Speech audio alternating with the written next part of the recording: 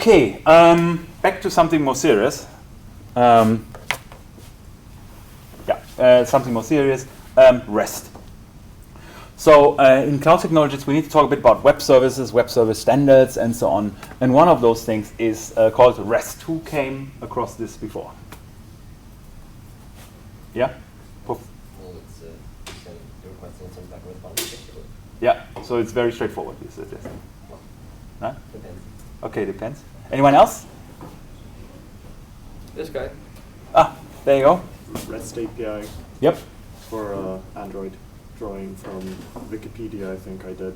But we also went to a bare database and all fun stuff. What's REST about? No clue. Okay, good. Yeah. I know I used it. You know use that's pretty good. So Yeah. this way you will be easily be able to retrace it. So we need to step a bit back, right? So since we're talking cloud technologies, we're also talking about web technologies to some extent. And to provide a better insight, we need to go quite a bit back. Who's that? History lesson. With me, you always get history lesson. You can switch off the monitors if you want, and I don't know. Yeah, probably. Who's that guy? No one? Mm. Just wait. See if someone I know you know that. So I have a feeling you know most of the things. No one else? Okay, who is it? I believe it's a dude that invented Linux. So who is it? A dude that invented Linux. Not quite. No? No. Who's that guy? No, we're jump-starting a collective. Inventor of Word. Sorry, what? Word? No? Ah, that's cool. Okay. Okay, well, Oh, he's the inventor of Web. that's correct. What's his name? I don't know, he's British. That's correct. Also correct. Yes, Tim Berners-Lee. Yes. He invented the World Wide Web, right? The World Wide dot- Web, not HTTP, as many computers. We get to both. So that's right. So World Wide Web. What is the World Wide Web thing anyway? What did he actually invent, if you like? They say the first web page they created was to monitor the coffee maker. That's one of And they didn't want to go down to the room to check if the coffee was ready, so they invented something so they could monitor it. Wasn't that the first webcam? Yeah, That what's the too. first one? But it's just a rumor. Yes. But coming back to this one, what's the purpose? Why World Wide Web? Why did he do it? Does anyone know? And where did he work when doing it? He was working at CERN Yep. and he wanted to share research papers with other universities across the world. Okay. Nearly, yeah. Yeah, we get there. Anyone Yeah, I else? was gonna say like he worked at CERN. Yeah. Was there and there was there's a memorial at CERN talking about James Lee and his Right. work at there, but I don't really know. Yeah. So which year was it? 1970. 92.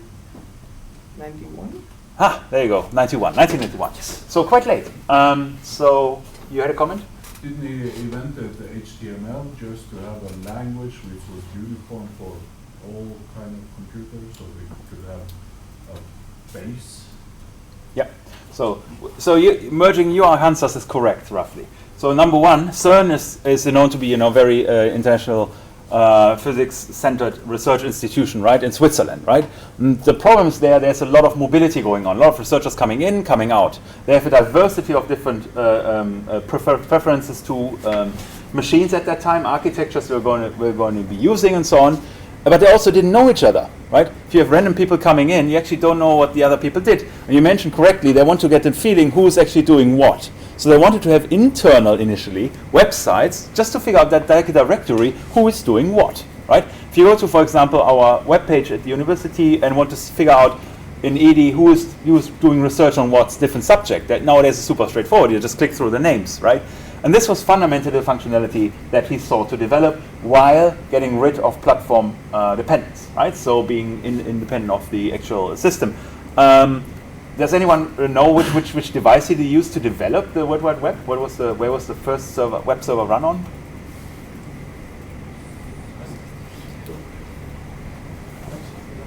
CERN had the first web server. But there were servers before, we had all the protocol, internet was... Yeah, we need to separate two things. So we get back to that differentiation in a second. Web server.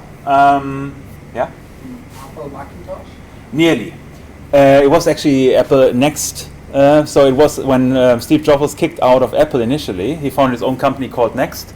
And they were not particularly successful, but pretty innovative in terms of design. And he used one of those. They were incredibly expensive to actually develop the first web server. But coming back to your point, web server versus any server. So what's the difference? You mentioned like there was internet before and all that kind of Yeah, stuff. you had the internet before. Yep. You used like a protocol called Gopher to just download files. Yeah. So it was a big library. First time I went on the internet was 89. Yeah. It was just amazing. You could browse files and download. Okay, Gopher, which other protocols do we know about that were used at that time intensely? Hey. Yeah, very good. Yeah. What else? What did he say? I can't really hear what he's saying. All right. So he was pointing to Gopher as the kind of a predecessor. It was kind of a library directory service in a sense, so that you could, similar use for information exchange. It's kind of a bit of precursor, but more centralized in a sense, right? Yeah, you could download text files. And you can download the content And of. after that, you also had something called BBS. which was Yeah. a bulletin board system. That's right. And most of internet came ideas from this. Yeah. So that's the kind of forum ideas that were driven by this. Who was first? One of you. Okay. Can we turn off the climate because I don't hear anything? Yeah. Where's the fuse box? So that's roughly my answer. Hello, Kai. You know how to turn down the climate control? I bet that's the lighting. Yes. Yes. Brilliant. Central. I don't think you can turn that off. So to make the answer short, before I press more buttons here, it roughly reminds me of my son. He also presses buttons and things go sideways. I would probably, can I encourage you guys that who is suffering from the climate? You could move away from it. So strategically, I think you're better off in any of those locations. Sorry for that. Please. I was thinking FTP. Yes, exactly. Correct. So that was the main protocol used to transfer files, right? So, just to clear, yeah. What did you say? Yes, FTP, File Transfer Protocol. So before there was the web, there was an internet, right? So that was since 1969, and that was indeed for connecting different research institutions. And there was an abundance of different protocols to exchange information. Email, FTP, just files, but no real, information as in web pages. Then there was Gopher, which is only about text and web pages, but not really about files. And then different forum services and so on. But there was no coherent way of just having a network where you just browse or surf, as we then tend to call it afterwards, consistently in that kind of ecosystem, and visit different web pages and so on. And then yes, use other protocols, just as FTP to download stuff or to link to an BBS service if you wanted to. But just giving the user the ability to represent information in a format they wanted to, using hypertext, was not available at that time. So he came up with this idea, and foremostly it was completely platform independent. It should run on any sort of machine. That was one of the motivations.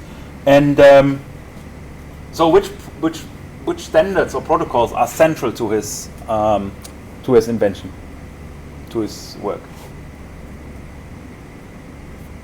Yeah, you first. Sorry. HTML and CSS. CSS, I'm not sure if it's involved. I simply don't know. In any case, that came a lot later. So HTML, absolutely spot on. Yep. TCP. Not quite. No, that was in the 60s. There, that was the internet thing. So internet, general transport protocols, web just on the top layer, just about representation of HTML pages. We'll talk about the internet stack at some later lecture. Yeah. HTTP. Yes, that's right. So, what is that? But why do we have two? Why they are nearly called the same thing? HTTP and HTML. Why do we have? HTML is just a scripting language. Cool. And what's HTTP? It's a protocol. Cool. Yeah. But All right. HTTP? HTTP and HTML, right? So the classical ones. So no magic there. Text transfer protocol. Exactly. Well, yes, exactly. Right. So the idea, the key term that was used there, it's actually an old term, was hypertext. What's hypertext about? Why do we call it Hypertext Transfer Protocol, HTTP?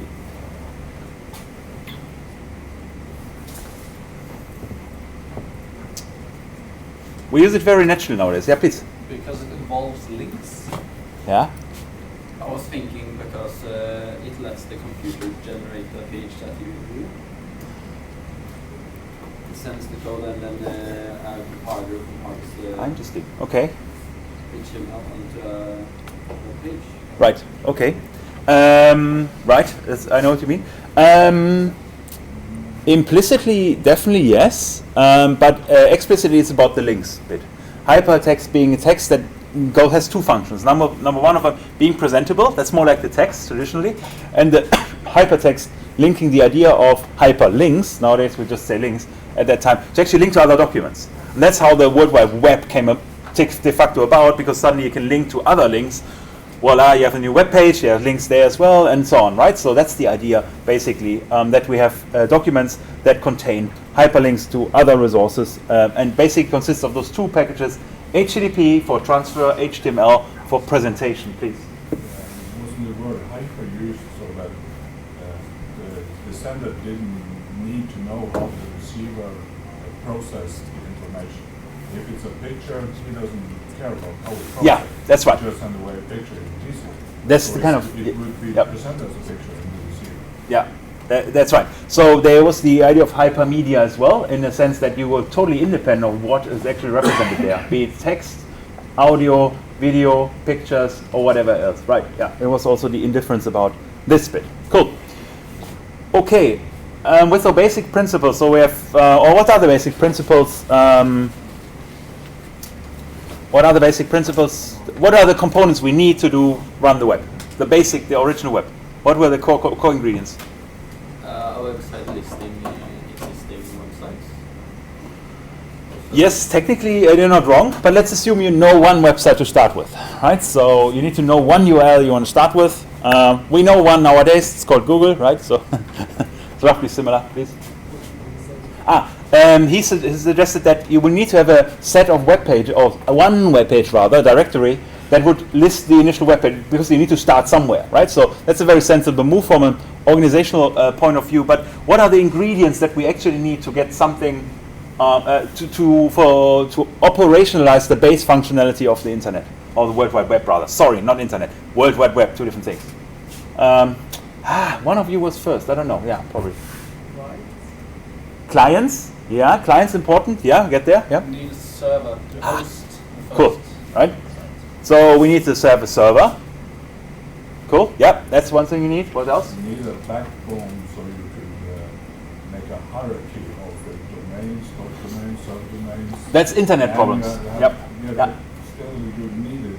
That's So correct. You can browse on IP address or you can browse on hostname. That's correct. So okay, since And you you needed a public service that could differentiate between names and numbers. since you're actively defeating me in my attempt just to describe the World Wide Web, let's assume it's just within NTNU, right?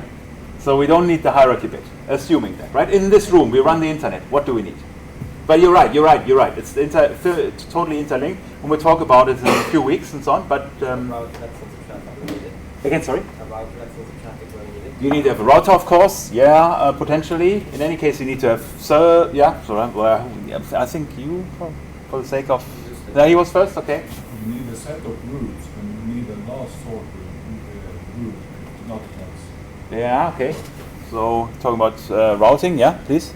I was thinking of IP, but then I realized they probably had it before, or something they should. Can you repeat that? I just didn't. Internet addresses or IP. Okay, we're getting some IP addresses. So that's an internet problem. Yes. DNS server if you want to use something that's not That's numbers. Yeah, that's the hierarchy bit. That's right. Yeah, you're actually right. So actually, we need to have DNS services. Granted, you defeated me. So was there any other? Okay.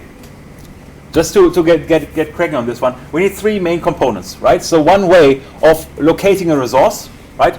A website page, and yes, underlying is all that kind of infrastructure stuff you just mentioned. We have a hierarchy of DNS servers, we have routers, and all that kind of stuff. You have a comment? You need a protocol in order for Aha, and we need a protocol. That's right. Back in the days, we had several protocols. Today, we just use IP protocol, but we have no network.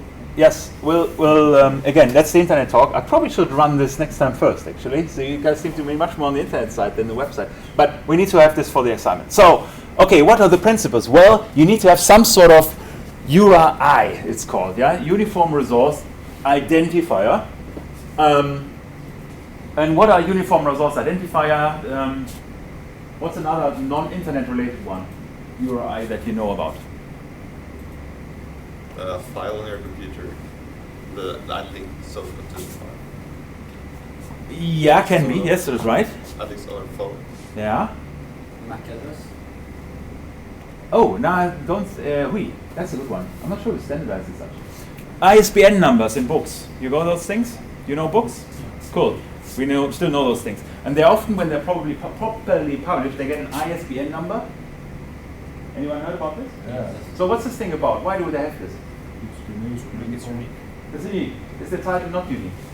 No. Exactly, right? So it's like a primary key in databases again. You need to have a unique identifier, and we have them for a large number of domains. And that's a very old concept, and generally in the area of library studies and so on, it's quite commonly known, for example, for identifying books. Point is, for internet we need the same thing, but now with locations, right?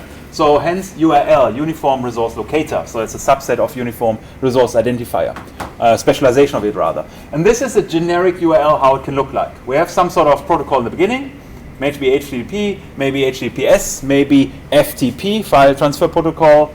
What other protocol do we know? NNTP? No?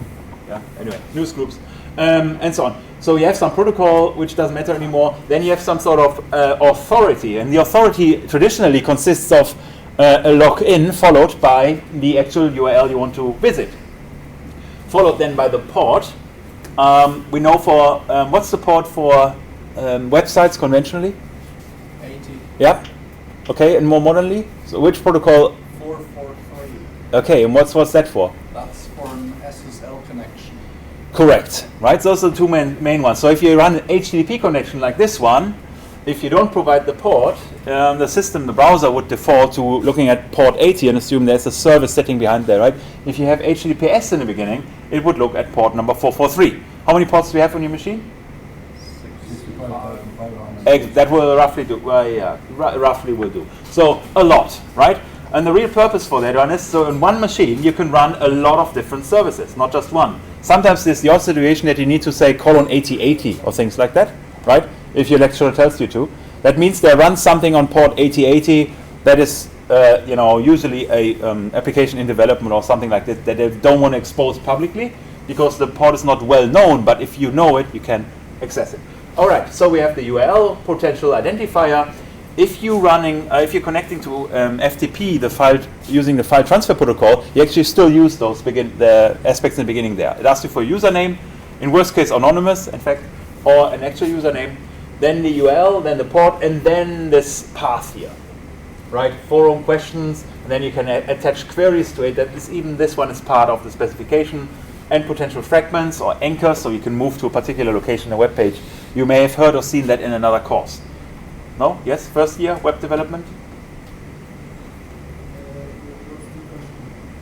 Yes. The question mark signifies the beginning of a query.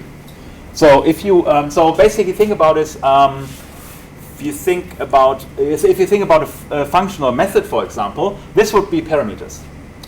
Right? So if you have a method in a conventional programming sense, right? You have a method, and then you have multiple parameters. Those are those ones here. You still find it's heavily used with PHP, for example. Yeah. Is the question mark usually used in get method of sending data? Not the post. A log. Not post method. Yeah. Yes, that's right. That's the gateway of exactly sending parameters. You're right. If you have send a form, you should send it embedded in the code in the form itself, right? And that's the get method for sending parameters. Yes, but that's fundamentally what it is, right? The way we pass these parameters now accessible to the target web page. That's right. But this is part of the specification, meaning only URI, irrespective of the body, the payload, this is what it can look like, basically. So that's a query and fragment. So we don't care about this one too much, but you know how URI roughly looks like. So then we have this thing. Then we have a transfer protocol. Yeah, please. The example of parameters is on YouTube. Video ID and eventually playlist ID are modifiers. Yeah, that's a good one, right? So if you run YouTube on top, you see the question mark, everything afterwards. See if you can actually run it yourself and have a look, and if you differentiate it by key and value, right? So key is here tag equals value. Order is here a key for the next parameter, and then newest is the value for it. Yes, please. Your example of port 123 wouldn't work because that's NTP protocol. So Yeah, what's the NTP protocol? network time. Yes, that's right. So URI is, however, I couldn't hear him. network time protocol. It's basically about synchronizing time in a given network, right? So if you want to ensure that every machine in NTNU runs the same time, this machine, this NTP server, will send out time. It's another big story because you need to how to get the timing right and consider for latency and network. Different story. It's more like a network thing. But the point is, those URIs are generic. That's not specific to HTTP per se, right? You can use them with any sort of internet protocol. But those are the cornerstones that we need to know about. Then the second one is the actual protocol, and that's the actual contributions by Tim Berners-Lee in this context, and others, especially the protocols. It's not only one person writing it, but it was one of his ideas to come across it. And HTTP roughly looks like we have a header section. Well, actually, no. The request looks like this one on the left side here, as you see. So basically, it says something like get, and then says HTTP/1.1, and then something like host, and then gives you the host name there, basically. And what it signifies is basically, well, first of all, I want to do a so-called GET request on a given host, the host being example host.com, on the path /, so give me the root path, and using the protocol HTTP 1.1. They were quite clever already at this stage and thought, oh, hang on, HTTP will probably evolve over time, right? So there'll be new versions coming up. And they embedded as part of the request the necessity to specify the actual version of HTTP you're using, right? 1.1 in this case. So that's how a GET request to web page in the purest form actually looks like, right? It's sent to port 80 on a given host. If it's identified as HTTP, so your browser will deal with this. And you get something in return that looks like this. And that's basically a response consisting of a header, status code, and the actual body, right? So like any messaging protocol, we usually differentiate between a header, which says metadata, and some sort of payload, which actually has the content. In this case, how we read this? Well, first of all, it says, here's the base response, HTTP 1.1, meaning using this protocol, I therefore thereby declare that the return code is 200, right? What does 200 stand for? Everything went fine. Exactly. It literally stands for OK, right? So that's right. Everything went fine. We'll talk a bit more about status code later on. So that's status codes. There's many of them. Then we have a bit of a header section here. Some of them are, or some of those are mandatory, some of them not. And you can also arbitrarily extend them with your own header information if you deem so sensible. They usually content type. It says, okay, what's the content of the body look like, right? So it says, well, it's a text content. It's not any sort of media or picture or something, and it's in the format HTML, right? So HTML being a kind of a specialization of text-based format. What character set do we use? UTF-8, so on. What's the content length? 138.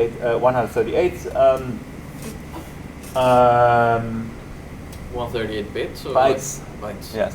If I get it right. Yeah, it should be right. When was it last modified? Whatever else. Which server is actually running it, and some other text doesn't really matter too much. Except connection close, I think it means has closed the connection afterwards, doesn't keep it open. Okay, but fundamentally, this is the entire basis of the World Wide Web protocol. We have some sort of request, some sort of response. Cool. What comes out of it is this thing here. This is a conventional HTML output, right? Would look on a get web page. Everything is fine. So internet is settled, right? CSS granted. All those little things that came on top of it. They are all for dealing with beautification of it and making things easier. Future version of HTTP included the ability to keep connections open, so you can have repeated requests and things like this. A lot of it, mostly tuning in this, but not really a massive feature extension. But what's the shortcoming of this kind of representation when you think about web services? Is that clever for interrogation? We're using web services.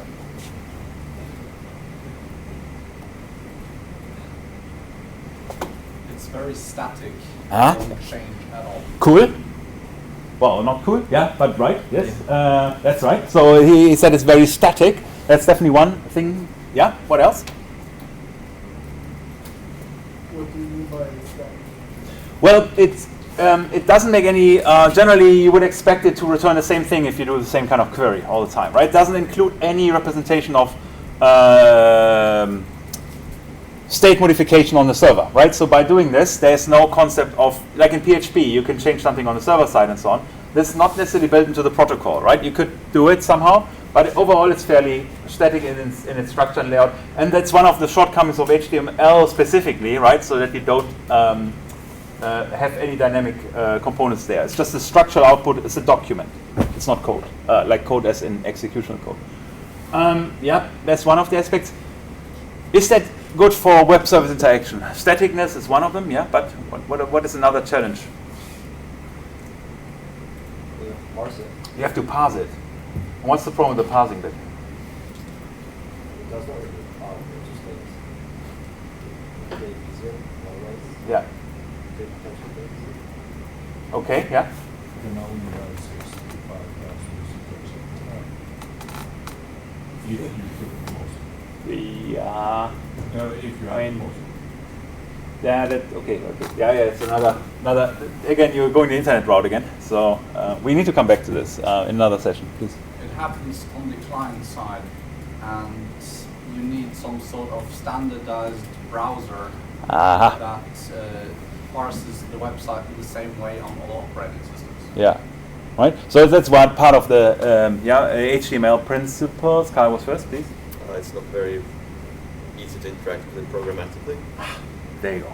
That's what I was looking for. So coming back to this, sorry, yeah. Carl said it's not very easy to interact with this programmatically. Okay, right. So it's not easy to interact with it programmatically. Why? I mean, come on, we have a structure here, don't we? Right? Can't we just parse it and then we're off to go? Why not? Why is it still designed for like visuals to be represented visually and not to be easy to read in code? Exactly, right? So it's made for humans. Doesn't look like it, right? But it's actually made for humans. It's made in a way that it's presentable and parsable and representable in a browser, so it's legible for humans. And that's part of the shortcomings of HTML, that it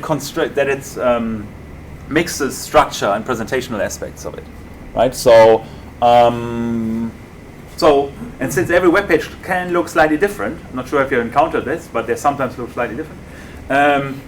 It's not reasonably easy to actually interact with it in a standardized way, right? You would need to write a parser, that's right, and you can, for each web page you ever interact with, right? And that's not something that happens automatically. So it's fairly geared towards the human interaction there. So, right, that's one of the, those are the two main challenges, right? So the two main shortcomings. One of them, there's no conception of state representation, right? So it's always like same site, same query. If you want to do something on server, you need to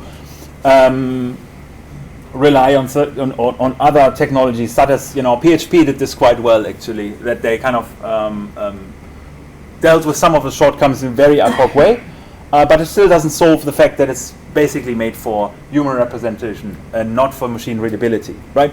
So okay, those are the two main shortcomings. Well, what came about? Of course, there we go. REST finally, right? Took me 45 minutes, but now we're there. Representational state transfer. So it was outcome of a thesis by Roy Fielding, 2000. So again, that's like an eternity ago, only 9 years after Tim Berners-Lee. He realized, okay, hang on, we need to think about two things that actually are not considered in the standard web. One of them is how to handle resources or state, right? How can we have a standardized way of changing something on the server side, right? As you know, if you interact with web pages, it's always made with the interpretation that the client needs to accept what the server does, but can't change anything, right? There's no conception of changing something on the server as part of the web protocol. Well, actually, it's a lie, but in the default version, there's not. There was actually WebDAV, which allows you to actually do that, but it was never really picked up. And he realized, well, we need to find a standardized way of changing resources on the server, like in a database, right? We want to interact using web technologies with a service and change resources. And secondly, of course, what Kai mentioned, the machine-to-machine interaction. How do we come up with a standardized way that a web service can call a web service as opposed to requiring a human to interpret the output? Representational state transfer. So what are the key principles of this idea? First of all, of course, it's a client-server model, nevertheless. So the server has to deal with storage, the resource that we're managing. The client has to deal with, client-side representation, perhaps with UI, perhaps not. Its statelessness is one of the key characteristics. One of the challenges, of course, we may have many clients in one server, so the server shouldn't keep state of any connection, right? So if you're connecting to a server, the client needs to do all the management of the state. The server is freed from any of those burdens, because that's one of the challenges in terms of scalability of any system. Cacheability, again about performance. If you inquire something about a resource on a server, you should be able to store the results. So if 5 people ask the same kind of thing, you can probably cache the first response and keep this available so people can use that later on. It allows for a layered system, and most importantly, a uniform interface. So that's the thing we need to talk about today, and that's something you hopefully will implement as part of, at least use as part of your assignments. Okay, so what is part of this uniform interface? Let's just go there. Well, part of the uniform interface, we need to have a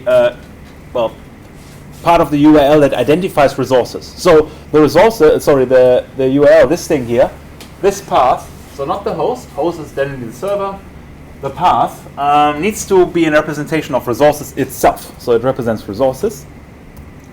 The resource is represented based on manipulation. That sounds annoying. What that means is, if you want to change something on the server side, you send the desired representation from the client directly, right? So you send from the client what you want to be represented on the server. We'll see that in a second how it looks like. Self-descriptiveness, we need to have some meta information, and we should use links between resources. Okay, so those are some of the key principles. And the question is, where is HTML, where is HTTP, and where is REST specified actually? Or UIs, where are those things actually specified? Right, because I was saying, if I'm telling to you right now, okay, cool, here's this REST thing, I'm not telling you anything more about it, you go away now and learn about this, which is not fun, I'm not going to do that, so don't worry. But where would you need to go? Yeah? In standards for HTTP. Yeah? Version 1.1, 1.0. Yeah. So where do you find those? Who deals with those standards? Standardization organization. Some standardization organization, right? So, sorry? W3C you're referring to? Yeah. The World Wide Web Consortium. Not in this case, yeah, but it's one of them. Yeah. They deal slightly on a higher level. Anyone else? What other standardization organizations do we know in the context of internet? Sorry? IEEE. Tough one. Are they about standardization? Yeah, that's right. I mean, they are basically an association of internet engineering professionals. I'm not sure if they probably have some standards in other areas, but at least not in the area of web. What other standardization institutions do we know? NIST, okay, that's right. So what's that? The Mathematical Institute in US that standardize certain metrics and so on, right? So you guys are really, really high level. Well, they're often standardized in some sort of things like RFCs, if you have come across this before. RFC, anyone? Not RPC, sounds similar but it's different. Request for comments is the idea there, right? It's request for comments. And this is where this is the kind of the tools and the environments, this is the mechanisms by which standardizations occur, sometimes for different institutions, but fundamentally we use those to actually read what we can do in HTTP, HTML and REST and so on. So we need to learn about those a bit more. Before we're doing this, I'll probably give you a bit of a break, otherwise you'll be falling over. And since one of the main feedbacks of the course was give us more breaks, I'll honor this. Break until what time? How much do you need? 5 minutes? About 10 minutes. Yeah. 10 minutes. Okay, that's a bargain here. 7.5, or? If you're saying 5, we're taking 10, not 50. Okay. So 9:32. So 7 minutes. Because else I don't have enough time.